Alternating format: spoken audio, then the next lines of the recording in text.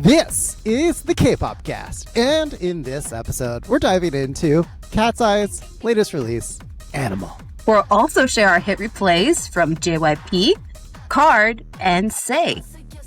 But before we dive in, everybody, don't forget to join the K-Pop Cast listener fam on Slack and help chip in for the show's costs. Links to all of that in the episode description. Special thanks to Benny, founder of Kville Entertainment, for your recent contribution. Oh, and P.S., we're also going to touch on, very briefly, BTS dropping out of the Grammys. Woo! And but now for hit replays. Or not hit replays. Oh. Hot issues. Yo! Brr, brr, brr, brr. Hot issue. What's going on? Did you hijack my script, Peter? I did. Okay. So, if you guys didn't already know, like, hot the press. Woo! Like, July 29th.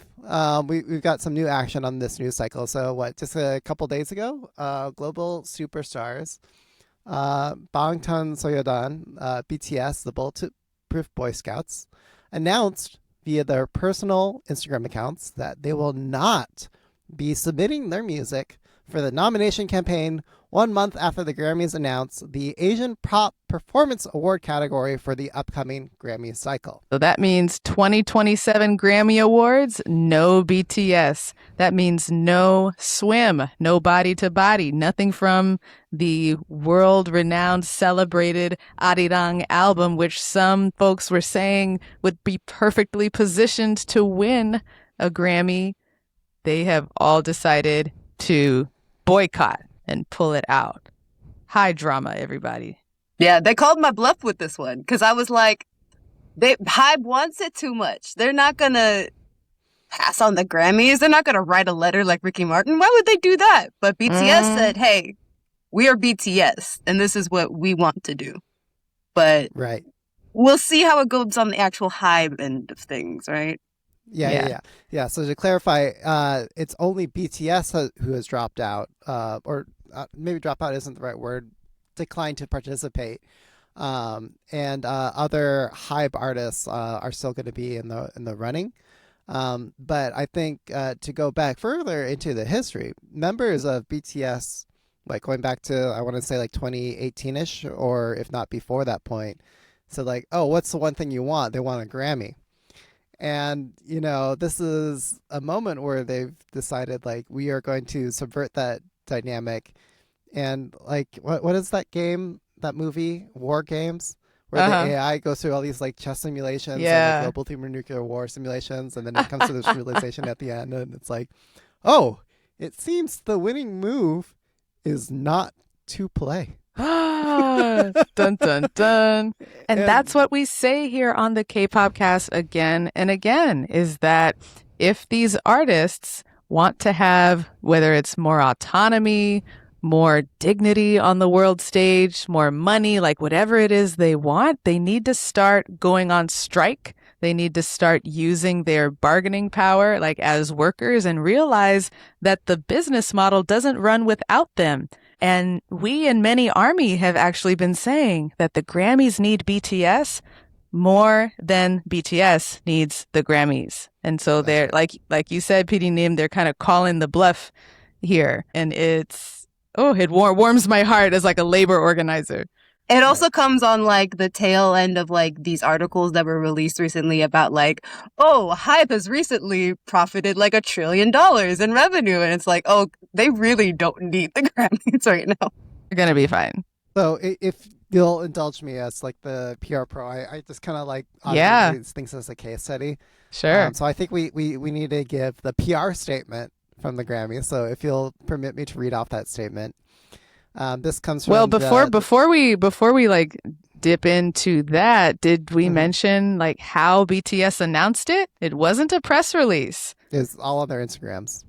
All 7 members posted on Instagram in Korean, mind you, not in English. They posted the identical message in black and white font in Korean. So even that, like, what does that convey to you from a PR standpoint, Peter? Well, nothing by accident. Like, this is all obviously deliberate. Like, yeah, thank you for calling that out, Stephanie. The big thing, as you called out, all in Korean, And, I think it's just reclaiming, who they are, celebrating, their origin. And it's, I don't know, maybe it's ironic in the face of this like so-called like Asian. Right. It's funny when I say Asian, I feel like I'm saying like Panda Express or PF Chang's. It's not like by not actually Chinese food. It's like, Yeah. it's Panda Express. So Right. Like, who made the term Asian anyway? That political distinction is from the gaze of the West anyway. All right, let's not go down that rabbit hole. But BTS specifically called out in their message on Instagram that we believe that music should not be judged and divided by language or geographic region. And that's a direct hit, a direct shot against the criteria listed for the Asian pop category, which if you go back and listen to our episode on this, we all shook our heads and raised our eyebrows at like, why would the language of a song be used to designate whether it's K-pop or not? There's so much K-pop that is more than 50% English or another language, Japanese or whatever. And like BTS has so many songs that are all in English. Who is this solving for? To get on my soapbox Come on. the millionth time, K-pop is a methodology, not a geography. Boom. I'm sorry. I had to say it again. Yep. A methodology, a paradigm, a lifestyle, a business but model. There is also the point that we mentioned in that episode that based off of this new category, Swim, being like the big title track of the album, would not qualify in that category because it is majority in English. Mm-hmm. Exactly. And so I think now would be a great time to look at the responding statement from Grammy CEO Harvey Mason Jr., who came right out like same day. So this just, first of all, this shows how important BTS is, right? Well, it's a news cycle. It's a crisis. It's a well-publicized It's a crisis. Yeah. I mean, this is like, when like, it's serious when like on your phone and Apple News alerts are like, BTS drops out from the Grammys. It's like drop everything. Like that level of like phone notification. Yeah. And then like the sources like CNN or like a major like broadcast or like, news source. So, yes. So yeah, a big issue for the Grammys, right? Yeah. Like they couldn't get positive PR on that level, so it's that big of a deal. So yeah, to read off the statement really quick. So the CEO statement posted on Instagram saying this: "I am saddened to hear that BTS has chosen not to participate in the Grammy Awards process this year. But as a music creator, I understand and respect their decision. Ooh. I do want to clarify something that seems to be getting lost in the conversation. The Asian Pop category was created to celebrate the depth, diversity, and extraordinary growth of pop artistry coming out of Asia. The spirit of this new category is to shine a dedicated spotlight on these important artists. More categories mean more artists' work is recognized. It's never to divide, but to expand who is recognized by the 15,000 Grammy voters.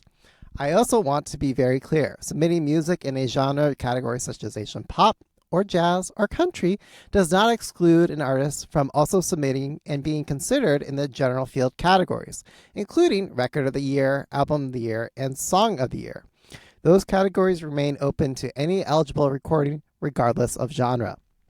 Recognition in genre category and recognition in the general field are not mutually exclusive. An artist can absolutely pursue both. The Grammy organization is here to serve music and all the people who make it.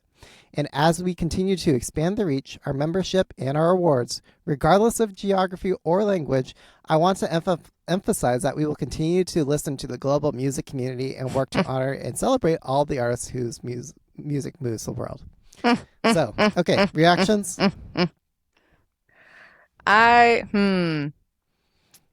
So I feel like it was a strong start and then it fell apart for me.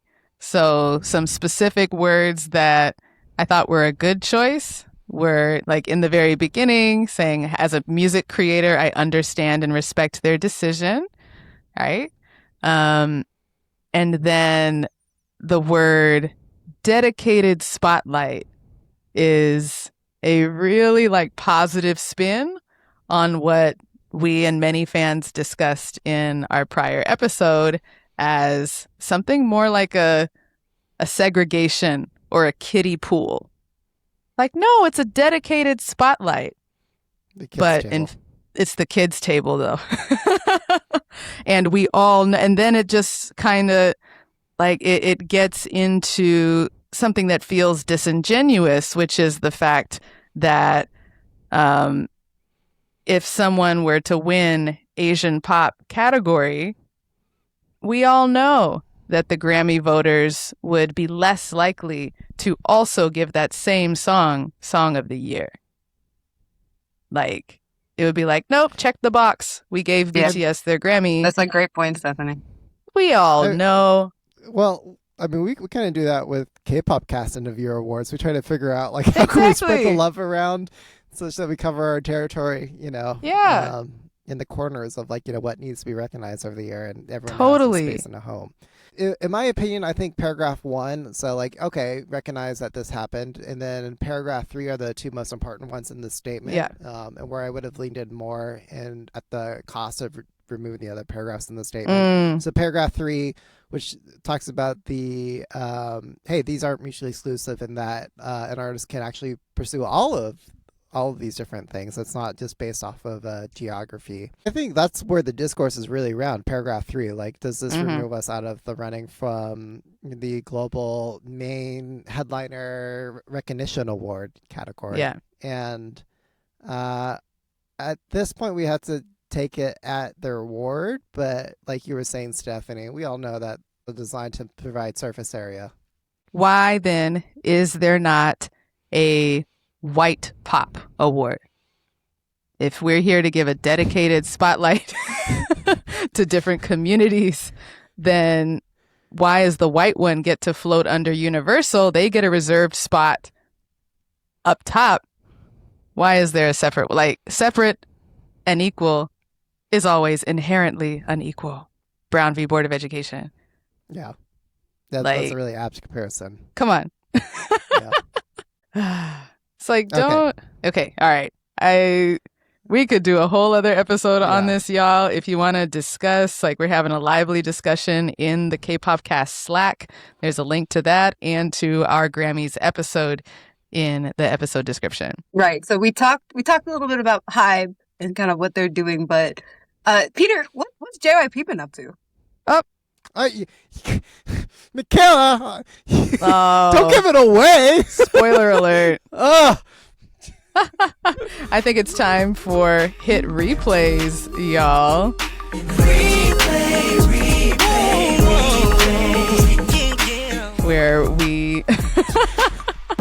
Where we share our K-pop song recommendations. And for those of you who are in the Slack, those of you who know our dear DJ Peter Lowe and know that it's not much of a spoiler, Peter. A certain artist. We all knew it was coming. All right. We all knew that Peter was going to pick this song. So.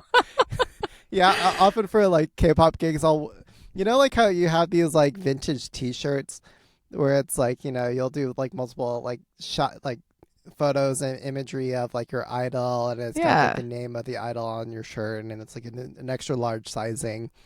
And it's common to do this for your like bias idol members or main visuals of a group. And like, you know, you can get this for like Chaewon of LE SSERAFIM or like, you know, BTS, whatever. So in the style of those vintage T-shirts, I got my own T-shirt, which features Park Jin-young. And it shows a man in, you know, see-through pants and, oh boy, you know, in a stagecoach outfit and other things. So anyway, so JYP is my best, and I wear that sort of stuff around to events. You know, sweet dreams are made of these. So my hit replay is the reggaeton track of the summer that is 100% serious and also 100% unserious at the same time, by the one, the only, the infamous JY Poppy. Just call me JY Poppy. 우리 마음이 통해 마음이 마치 모두 다 under a spell. 함께 달아올라 make it swell. Whatever you want, I want. What do you want? Baby, come and make me sweat, sweat, sweat, sweat.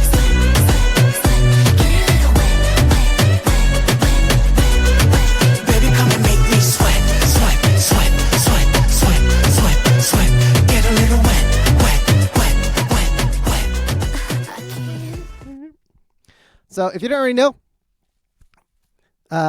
Wet is the 11th digital single by Park Jin-young, JYP Entertainment's founder, if it wasn't already obvious, by, the hubris, the vanity of the founder himself.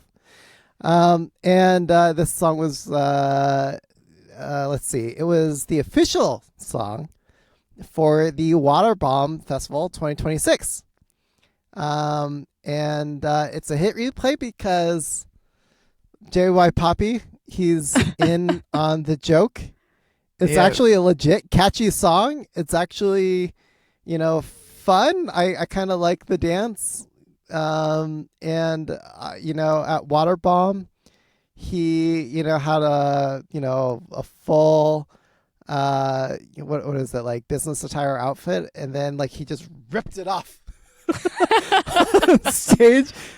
Viral moment. And, that's only, something that someone like JYP can pull off, and we can laugh at him and with him, at the same time. So hit replay.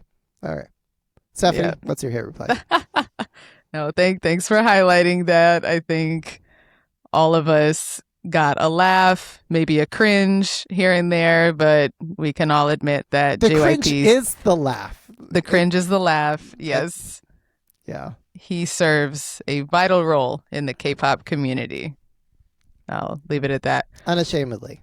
Yeah. Unashamedly. Yes. So on a little more serious artistic craft note, I'm going to highlight the song Slow by KATSEYE. I won't let you go. I got nothing left in me right now, baby. Come say that you still want me. No one knows how far I go with you. If I tell you, I might fall every time you go slow, slow. No one knows how deep I go with you. If I let you, I go back every time I say I want slow, slow. Another Grammy highlighted artist. Indeed. Yes. So KATSEYE is a Korean R&B singer-songwriter, producer, and model. She's a former idol. She was part of the girl group Evil, which is love backwards. She is 33 years old. She did her solo debut in 2017, so she's been in the game a little while. She's on the more mature side for music artists, and I got to give it up to Joe in the Slack for putting me on to this particular song. KATSEYE is, she's done a lot of collaborations and she's extremely talented. I think she's underrated. She doesn't get the promotion and the visibility she deserves. I'm a fan. I didn't even see this song show up in my recommendations. So shout out to Joe for putting me on. Slow itself, I love it for its lush production, for the yearning chords. Her vocal riffs are just so satisfying. She's so technically skilled, and it's just very clear who her musical influences are. And in interviews, she said that she grew up in Brooklyn, in New York, listening to artists like Earth, Wind and Fire, Aaliyah, Michael Jackson and the Jackson Family, Prince. So all of that comes through. She knows what she's doing. She studies the craft of R&B. And so not only her voice, but the production, the instrumentation conveys that as well. I like her other stuff too. That is Me too. But more rhythmic, hip hop adjacent. I like her other stuff too. I was so happy to watch that interview because there was always something about KATSEYE that has set her apart from all the other solo R&B girlies, and it was always that it's not imitation with her, it's authentic. Yeah. And you see that from where she grew up and Totally. all these things. She grew up in the 90s on Black R&B in New York. So there you go. So kicking it off to Michaela for a very special, heartbreaking hit replay. Yeah. Yeah. But so my hit replay, guys, is coming to us from one of our favorite groups. It's KARD. And they recently released their first full album. But I really wanted to highlight the track Signal from the album as my hit replay. I see a perfect 10. Want some more of your attention. I'm hoping this night ain't about to end. Just give me that signal. Oh yeah, yeah. You're looking at Vino. Oh yeah, yeah. I know ya. Keep moving your body. Can't tell if you want me. Signal. Just give me that signal.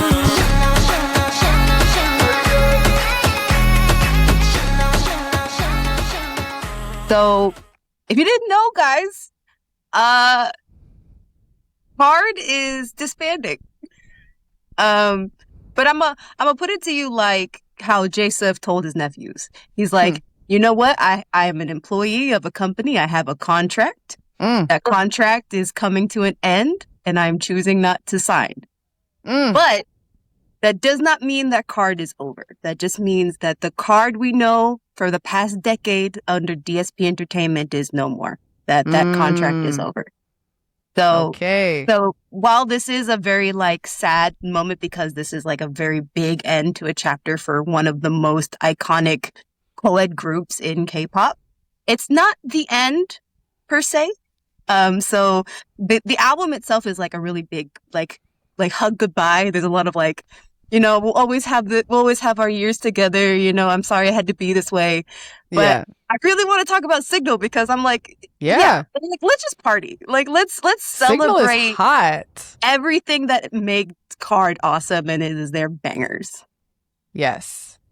Thank you to KARD for holding it down as like the one big co-ed group. You know, waiting around for All Day Project to appear. We'll see how long they last and what they do. But KARD really held it down with quality performances, quality choreography, vocals, evolution as a group through different sounds. It's really hats off to them for lasting longer than I think any of us could have imagined or hoped. And here's hoping that they find a way to continue in some variation. But yeah, this is a bittersweet one for me. Yeah. Yeah.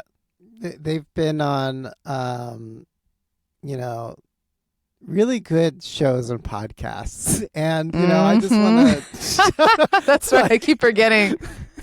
You know, it was really great when they came on the K-pop cast. They did. Well. But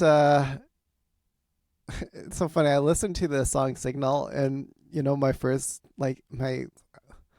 KARD, I hope you're not listening. But my first instinct was like, oh, this sounds a lot like All Day Project.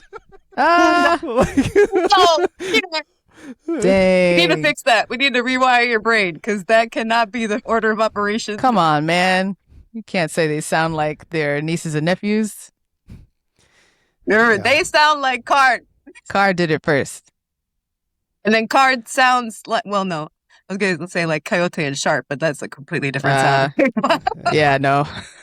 I will forever remember Cardicle House. And, Particle House. It's a shame that wasn't as much of a commercial success than Dang. K-pop Tropical House, you know, Island jams and beats. Yeah, but it's probably going to be a while, but I'm very excited to see what KARD's next step will be. Because we know some of the reasons why they didn't choose to sign their contracts was because of the tensions between their company and like the sounds and things that they wanted to do versus what they would let KARD do. Yeah. So I'm really excited to see, especially BM. I'm really excited to see a fully unshackled. Ooh. KARD. He's been looking shackled. Pretty unshackled. Or never mind. Beef cannot be contained. Sorry, not beef. BM cannot be contained. Well, he was on beef. He was on beef, yeah. And he's a beefy guy. Anyways. Going with this. BM was on his way. Like I think like, you know, he already has like a good, you know, trajectory and following from his like solo endeavors as well as his like, you know, featured projects, and then you know, what he's been doing in acting and podcasting as well. So Yeah, the podcast with I think Eric. he's doing well for himself. Mm-hmm. Yeah, well, thanks for highlighting Card. Hopefully not the last time. But you know who we're going to talk about now, who is not the first or the last time we're going to talk about them. They have been a frequent flyer in our Daebak or Not category. It is KATSEYE with a Daebak or Not review for their recent release, Animal. KATSEYE is very much Daebak or Not in the sense that it is very binary. You either, right. Love them or hate them. Not many folks are in the middle. Yeah, we're not gonna do a deep dive into like who KATSEYE is. Go back to our old episodes where we talk about that. The only thing you need to know about KATSEYE, if you don't know anything about KATSEYE coming into this episode, they are five member girl group. What? Isn't that up for debate? Yeah, they're 5-member girl group. They're Hype Geffen. Animal is a pre-release track for their third EP, Wild, which is coming out on August 14th. Pinky Up and Animal are like the two pre-release tracks for that album. And this is also kind of like the big release right before their tour starts in September. They have a documentary coming out in August 12th, which is Wild Hearts. Yeah, Wild Hearts is interesting because Manon is in it, but she's not featured in it. So that will be an interesting watch when that comes out. Because that chapter of her professional career belongs as IP to Hype Geffen. Yeah, it's like a technicality that she's in it. Profit off of it. I think since Gnarly, KATSEYE has occupied this space of so much charge, debate, controversy.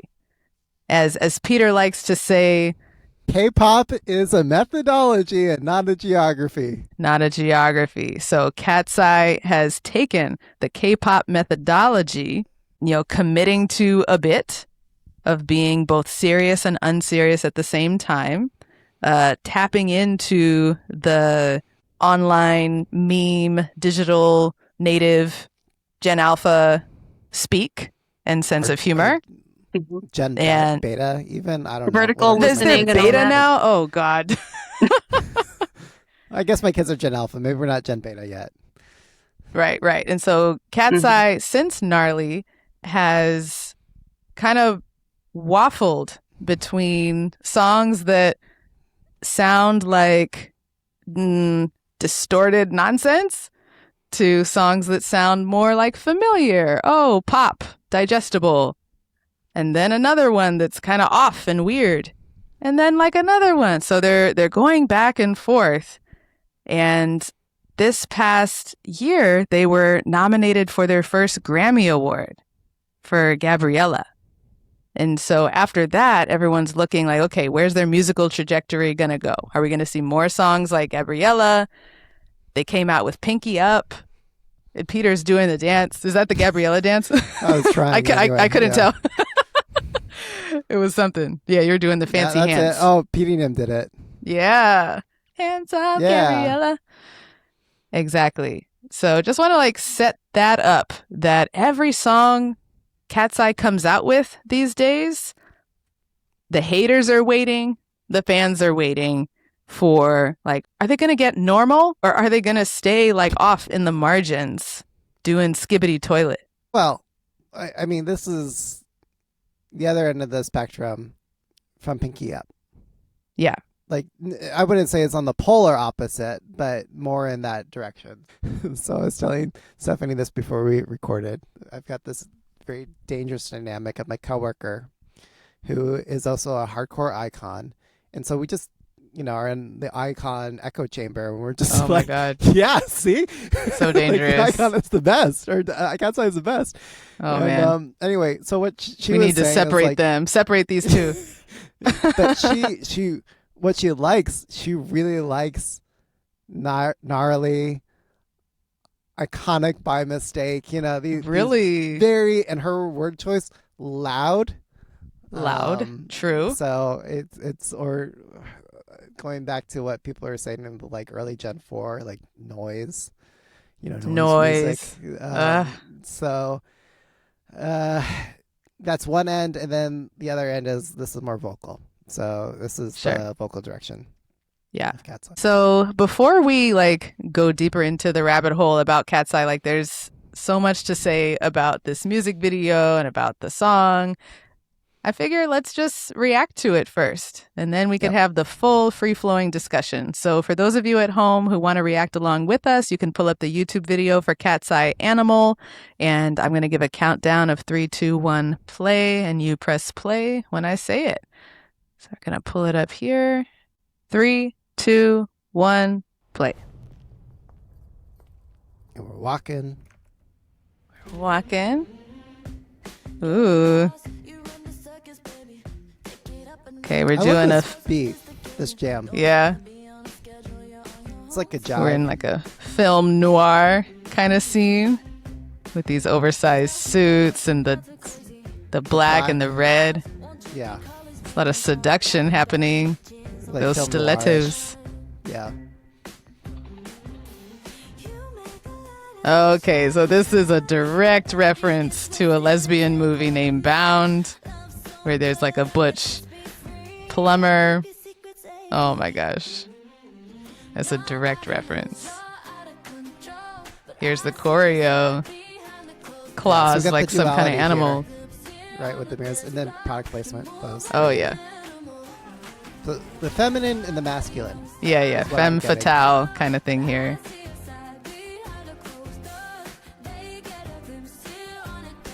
This dance isn't complicated, but I really like it. I'm glad they're going for something less complicated. I'm not glad about Daniela's eyebrows. Yeah, the eyebrows. The blonde bleach. Yeah. Yeah. Oh my gosh. That's supposed to be sensual. That is so suggestive. Yeah. Oh, everyone's in these red wigs. Oh. It was deadly. They're always like killing each other in these videos. that's KATSEYE's motif. Always. Little stripping.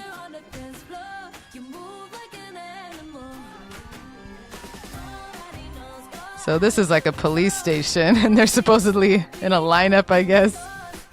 Jollibee product placement, of course. Okay, all the detectives and police.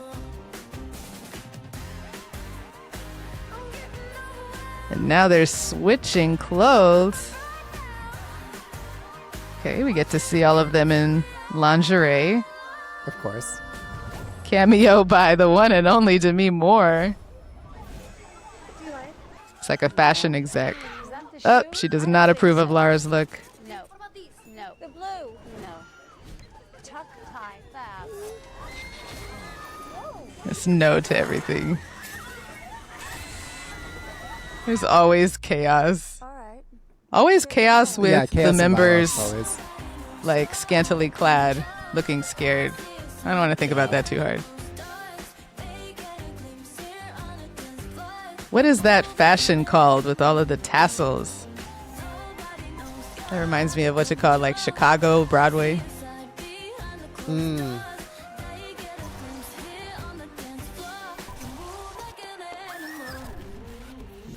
Like, let me out of here. Did you guys remember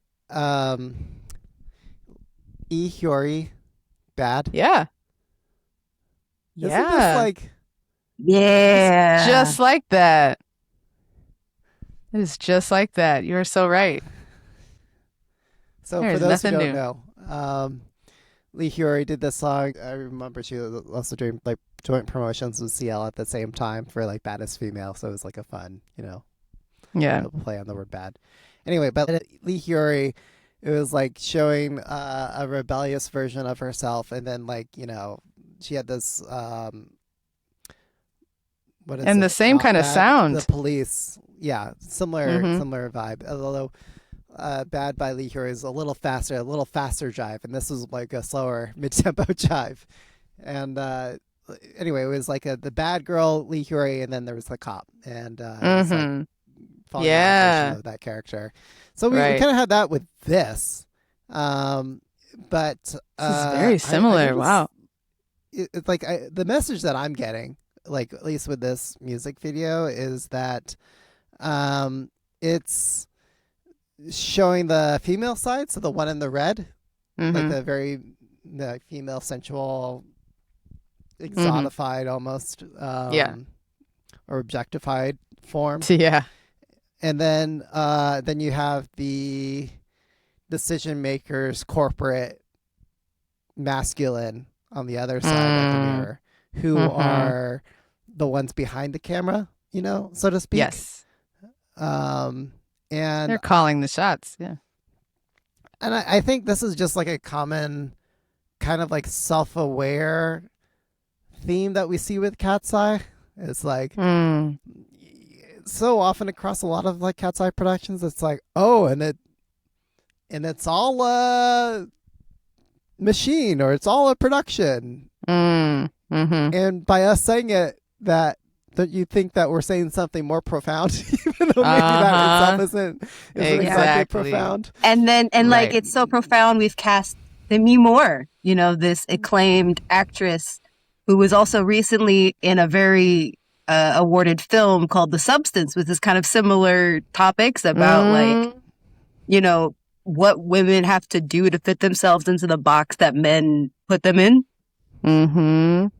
And like the constant chase of like youth, basically, or trying to hold on to that youth look, which KATSEYE themselves are enjoying right now. They have. Yeah, so I was particularly interested. My interest was piqued after seeing the film noir genre being like so prominently featured, and specifically the reference to the movie Bound, which is like lesbian film, like an iconic lesbian film by the Wachowski sisters, which features the scene in the KATSEYE video. Lara is dressed up as like a more masculine butch plumber, is fixing the faucet under the sink, and the water is gushing over her hand.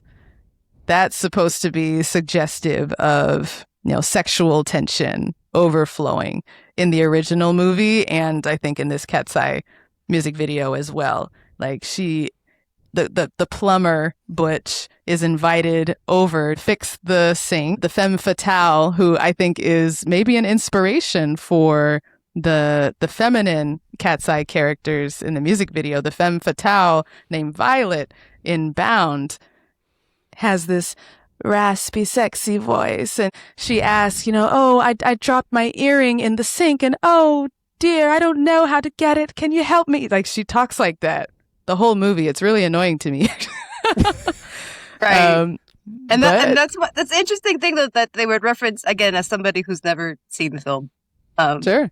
Reference that film specifically because is that film an example of like that like a lesbian romance from the perspective of like the male gaze? Right. I could see it both ways. I know that when I watched the movie, I could see that, well, for its time, it's groundbreaking to show just any lesbian characters. Right. But I think now we would have kind of a higher standard, I would hope, for like showing femmes who are not just how do I even put this? Just like using their womanly wiles to seduce everyone of all genders for the titillation and the thrill of seeing two women in bed together. It's like I wish that we're at a state where that's just normalized and it's not like forbidden fruit. Oh my gosh. So that gives me some pause and like ask questions. I was like, who decided to put that reference in the KATSEYE video? I doubt that it was one of the members. So I looked into who directed it, and the one who directed the music video is a gay American director who is famous for using queer iconography, 90s punk graphics, making references to different movies. I'm like, okay, so it's this guy. Cody Critchlow, aka Shun, is a renowned director. He also made Gnarly. So I'm like, okay, that's probably where the creative direction came from. That movie reference, that's probably where it came from. I'm still left with some questions about the intention for that. It's worth repeating that, like, KATSEYE is a very sexualized group. And, Yes. How do we feel about that? It seems to be going more in that direction. Like the sexual references, it's not even innuendo anymore. It's just like it's in your face. Yeah, I don't know, man. Like Yeah. I'm looking for someone to tell me how I'm supposed to feel about it. Like That's the right answer as a man, right? Am I supposed to like it? Is this a trap? Not I a like trap. it. If they like it, I love it. Yeah, I like it if, for example, my coworker, like if she described this music video that she wasn't liking the music so much, but she really liked the video. And so like I think if the target audience is having fun with it and it's fun for them, then I'm happy. Yeah. There are times. Oh, and it's not just my coworker who's like an icon. Can you guess who else is an icon? Who else might be? I mean, not Joyce. My daughter. Oh no! Don't show her this. I know that, like, she's 5 years old. Oh my God. You can maybe I'm being a bad parent, but like we like Internet Girl, Eat Zucchini. These are just, zucchini. like, Isn't that sexual too? Oh my gosh. it is. It's hard. It's hard because I also remember being very young and like being exposed to like the Pussycat Dolls in the formative years. That's true. Like, I think, for example, my daughter and I, we like these songs for the songs themselves, and even these lyrics on their true face value. Like, yes, obviously there's a double entendre there, but we will do it when we're like, making like a pasta salad and we're putting in zucchini. We'll reference zucchini because it's we're just taking it on face value. On face value, yeah. The nonsense without thinking too hard. I can see that. And, upon reflection about the feminine, masculine stuff, we could say that by dressing up in these very obviously campy, stereotypy ways, that KATSEYE is making fun of, like, what are stereotypical or feminine, masculine archetypes. That, like, the femme fatale, like, it's a stereotype, it's an archetype, it's a performance that you put on. Just like when we put on these ridiculous, like, man wigs and ridiculous oversized suits to look manly, like, that's ridiculous just as much as the lingerie is ridiculous. That's me being really generous and really charitable. I was going to say, Stephanie. I'm like, do I really believe this? That's the PR statement. That's the press release right up. I feel like if I were making this video, that's what I would want to say. But, like, to show that, like, all, Judith Butler, all gender is a performance. Like, to bring in some theory, like, into your, but I don't think they're there, to be honest. I take it back. This just goes back to, sorry, I'm going to, like, pat myself on the back again. But it's just like, we can name that there's this dynamic, and we're more highbrow or profound about it. But, like, is it? I don't think it is. And I think it's a way to go for that gratuitous, titillating sexuality and engagement, and still make it camp, disguise it in camp to make it not purely titillating and sexualized and objectifying. Yeah, and you know who also did that last year and came under fire, called out for it? Sabrina Carpenter. Oh yeah. Sabrina Carpenter crawling on the floor, getting her hair pulled with the album titled, what, Man's Best Friend? Right. She paints herself as being, like, totally above it all, tongue in cheek, like, oh, I'm not actually doing that like pornographic stuff. I'm poking fun at it. I'm critiquing it. Like, but you are. You're trying to have your cake and eat it too. You're trying to benefit from both the critical discourse and the titillating overt consumption of those images, because sex sells. You're trying to have both. Let's not forget, the source material is a song written by Ed Sheeran. There's only so much depth you can pull from the audio. Ed Sheeran. It's as like Caucasian vanilla as we can get here. Like, yeah. Right. I thought it was funny. I it was actually cute. like the music. Yeah, let's talk about the audio. What do you like about it? I don't have much to say about the audio. I mean, like, I keep using the word choice jive because like, that's like the jive, the dance, like, like international Latin ballroom, the dance style. That's jive. true. You know the exact ballroom dance for this. So I was like, oh, this is like a slow paced jive song, and it would be really fun to dance to, and that's why I like the song. And also, it's a disappointment not to see Daniela do the jive I know. to the song, because she would execute it so well. It's none of that. But she's playing a role in this. And also they had the simplified, stripped down choreography for this as well, so that everyone can do it on TikTok and all the places. I guess. I appreciate choreo that is a little more simple, going back to the old days. I think the choreo these days is too complex. So look, the song is called Animal. They're talking about moving like an animal, and Peter's doing it. And the point dance is to turn your hands into claws and point them in different directions and act like you're crawling around. Which is kind of like, I think it's inspired by the twist. Totally. Like, and you could do the twist. And you could. Yeah. So it's building off you of that. Bend your wrist. Yeah, but like this musical style is like in the vein of like the twist and the jive, and so right. I am glad that a little more stripped down choreo has been developed by the usual suspects: Grant Gilmore, Sohei Sugihara, the ones who came up with the gnarly and pinky up, like those choreos that have received questionable reviews. They've done something a little more subdued for this song. A dive into Grant Gilmore is a whole episode in itself, really. Oh man, yeah, controversial figure, but he knows how to do something provocative, get the people talking, get them going.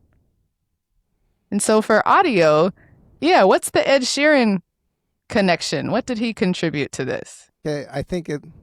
Like when one of the main writers of the song, like there were articles about like he heard gnarly in Mexico and was like, oh, I gotta write for this group, and so he emails Hive, which he already has their email because he has written songs for BTS, like Permission to Dance. Oh God, and Make It Right. I feel like that Make kind It of Right. balances That it was out. cute. Yeah. So this was an intentional like demo submitted by him, but there's also like other writers. Was it Johnny McDade from Snow Patrol, Fetty and Slatkin, right? They're the producers. Yeah, producers who have worked with Lil Nas X, Justin Bieber, Kid Laroi, Sam Smith. So like yeah. I was just gonna say, like, if you played this song to me and you told me that Ed Sheeran produced this, I would be like, oh yeah, of course. Why is that? You just the guitar, harmony. I'm gonna say the guitar exactly. Like when percussive elements to it too. Like that's very much in Ed Sheeran's vein. Yeah. It's and this goes to what everyone is saying about the song, that it is radio friendly. It is suburban mom shopping friendly, according to commentators like Nick from the Bias List, Nathan Ramos Park. I mean, Nathan goes in even harder, saying this is evidence of the Botoxification of music. That it's not trying to be creative anymore. That it's just trying to fill, it's just trying to be a filler song that goes into corporate environments Yes. and doesn't make any waves. Right. Yeah. Yeah. No, And so I think really... what Peter's saying is like, what's wrong with that? Right. That's I always my see you. defense I see you as leaning the in. KATSEYE apologist. Is there anything wrong with that? It's like, well, like, commerce needs the commerce. You know, we need the markets to flow. Walmart needs more songs to play in the store. And Hype Geffen needs surface area because not everything can be gnarly all the time. True. Right? There might even only be one gnarly you need our a little whole bit lifetime. Of Game Boy.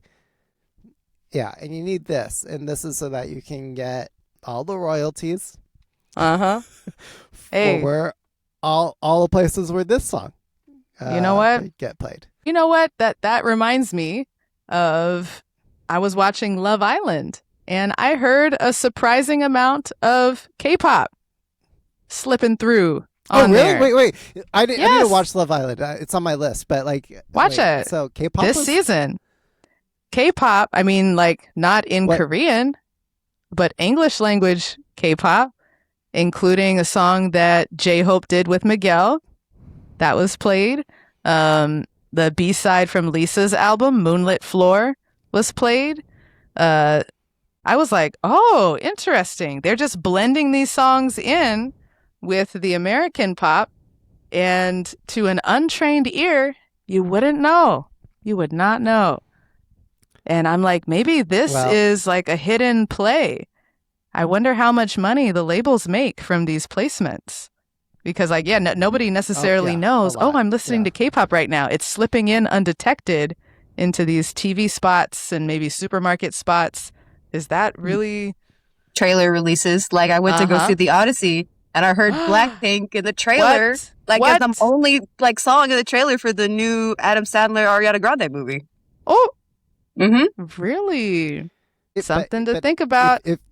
If I may, for just a moment, I want to take us on a slight detour here. Okay. I thought I was already taking us on a detour. We've said it before, Stephanie. K-pop is the dominant majority of pop culture now. It's getting to be that way. So going back to the Grammys, carving out the separate Asian category is disingenuous. It's too little too late. Because K-pop was already winning on the Western, in the commercial Western or mainstream. You just don't know it. You don't know that they're Korean. You're hearing it. It's in the airwaves. It's K-pop penetrating is more popular in. than like Western pop nowadays. Like it's like all the examples you guys just went through are just testament to that.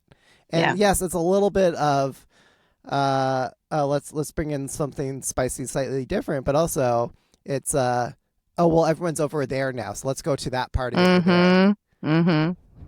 And sonically indistinguishable. And that, right. Yeah. Speaking of winning, is it time for us to give our final scores, guys? Oh, yes, let's do it. I think so. Like, this is a really interesting group, which is why we keep coming back to them. Week after week, month after month, we talking about KATSEYE. They're doing something right. They're pushing the conversation. But with all things considered, was this song in and of itself Daebak or not? How many years later? I can't believe we're still doing this stupid thing. It's not stupid. Okay. I like it. Okay. We're going to keep doing it. 10 plus years from now. Okay. Yeah. It's a not for me. I am never going to listen to this song again unless I'm forced to on Love Island or something. Okay. It's a Daebak for me, actually. Really? Yeah. Why? Yeah, I'm... Why? I'm surprised. Don't ask me why. Well, actually, no. While the themes in the visuals are a little bit shallow in some areas, You know, I still like the concept of the music video. This is the sound of KATSEYE that I really want them to lean in harder to. Like, I feel like it's a, and this style specifically, I feel like would be to hear. It's great to hear their vocals on, though I think they could maybe push the genre a little further next time. I'm like, if the album is this and a little bit of Pinky Up, I'm very excited. Mm-hmm. Those are like complete opposite corners of like the sonic spectrum. So I don't know how you do that unless you do like remember like Girls' Generation, like AOGG, and then it goes like let's bring it back to 140. Yeah. It's like they Hey, right. I'm a rebel love. I'm a rebel love. I can love the red and I can love the velvet of a girl. Yeah, but let's just all agree like not to bring back that trend of like having two very different genres. Yeah, I'm so glad that did not last. Do hard pivots. Okay. I'm gonna cheat. I'm gonna say it's a debak on capitalism for the business. Boo. It's a debak for Spotify charts and shopping malls and corporate friendly ones everywhere. Can't deny that. It's a not on artistic edge and creativity. I don't know. I don't think. Yeah, I feel like we spent a lot of the time talking about the video, but like the audio itself, like I was just looking on TikTok, and so many people are making comparisons to American pop songs of the past couple of decades. Britney Spears' "Toxic," for example, is like, oh, it sounds just like that. It sounds like "Toxic" was more creative. No, the audio, the use of the sound sample in "Toxic." Well, yes, but just like the audio, I think "Toxic" is 10 times better, but like that Animal is attempting to sound like that. Okay. Well, it falls way short. Something by Fifth Harmony. Something. Oh, "I'm in Love with a Monster." I don't know. Like we've heard this sound. Like even the Hyori song that you came up with, we have heard this sound so many times. Done before. So yeah, when you say it's a not on creative edge, I'm like, 10 plus 10. Oh, and I need to correct myself. The Hyori song, it's actually called Bad Girls, not Bad Girls. Bad Girls is the name of the song. Yeah. I'm going to put a link to that in the description too, just so everybody sees both the sound and the music video concept are really similar. I want more gnarly. I want more Pinky Up. So I asked my coworker, and she gave me permission to quote, but I'm going to paraphrase it because I don't remember what she said exactly. But when I asked her, like, hey, what would you say to the boomers, Gen X, and like elder millennials who are like, what is this nonsense of KATSEYE? And she said, as a icon apologist, that this is just our rock music, okay? This is just how it always is, and like don't yuck my yum. Like this like ooh. I like the loud. I like I like gnarly, the loud electronic hyper pop forward songs. That this is this generation's rock music. Wow. I would say that without the music part.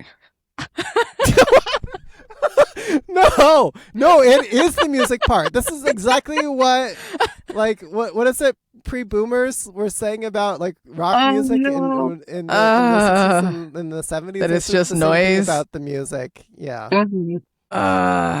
There's no instruments. I don't know, man. This is a stretch. Okay, can I? Once upon a time, three boys went onto a Korean music show. And they started dancing in a choreography together to this truly dissonant sound of hip hop. And the panel of judges were like, I would like it if there was like more melodic singing, and if you guys could just be a little happier in your facial expressions. Man. Don't bring hip hop into this. But for those who don't get it, because maybe they make the reference clear enough. I'm referring to Sotaji and the Boys. Sotaji and Boys, yeah. Sotaji and Boys, and the first time they appeared on these like Korean, like what was it, Music Bank or whatever it was, like the Korean The TV equivalent shows, and of. the judges, I see and you. the I see judges what you're at doing. that time just not even getting it. But Sotachi and the Boys like introducing K-pop itself. And it was like, it was like to bring it back to like Plato's cave. It's like the sun. Wow. And you have like no way to grasp what the truth itself is. But for those who grow up And with that's it, KATSEYE, who can, Anyway, sorry, I'm going down a tangent. You get the idea. Okay. I do. Point taken. Point taken. And also fun related tangent. Did you know that Girls' Generation is coming back with a new single August 31st? Yes, we need a. Called what? I was gonna say. Called Skibbity. Bass palm. Skibbity. These 30-year-old women are going to try and hop on this bandwagon. Look at what has been created. Look at the monsters. I blame KATSEYE. Look at the animals. I blame KATSEYE, and I blame you, Peter. You it's like, me. Okay. yes. It's funny. I feel like DJ Hyo and I, we've been on like a similar DJ circuits. And like a lot of the same venues and stages, but I've never crossed paths with her. But it's also worth calling out though, in a related vein, was it Hyo Ri Soo? One of their other the name of one of their songs is I'm getting it wrong. It's like Dreams Really Do Come True. So like SES, Dreams Come True, and then Sure. SBUD, Dreams Come True, and then so that's like whatever generation we're on now, we're gonna go back to the OG, break it back. So yeah, maybe there really is nothing new. All right. Okay, well, wrapping it up. Let our listeners know where they can find you guys on social media. Yeah, all right. We'll start with you, Peter. Where can we follow you? Keep in touch. At DJ Peter Lowe, all the places. Actually, my new jam. Like I'm on LinkedIn. Like find me on LinkedIn. I'm living that corporate life right now.